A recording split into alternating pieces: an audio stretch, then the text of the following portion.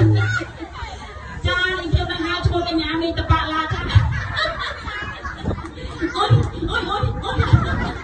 ផ្លេចដាក់ដល់ណាចាគឺកញ្ញាមីតបាឡាមានដឹកនោះអីជាបាត់ថាមកទៅថាទៅសូមគ្រប់ជំរាបសួរទៅដល់អាយកម្មទាំងអស់ដល់ចានឹងសម័យគ្រូទាំងពីរផងចាអ្នកកំដរផងណាចាជាពិសេសធំគឺថាម៉ែរបស់នាងខ្ញុំផងថាសំណុំពរតាំងពីយើងខ្ញុំមកដល់តាំងពីល្ងាចខ្ញុំមកថាក្រុមព្រេងនឹងអត់លេងអ្នកកំប្លែងទេហាក់ទៅធាក់កដាលបងហើយចាជំរាបសួរទៅដល់បាត់គេហៅថាលោកគ្រូព្រះអាចារ្យក៏ដូចជាបាត់អ្នកកញ្ញាផងចាប់បើសិនជាកាមេរ៉ាច្រើនអញ្ចឹងនាងខ្ញុំសូមណាចាក៏សួរហៅពេកបិដងណាចាហាមថតផងណាចាកុំផងណាចា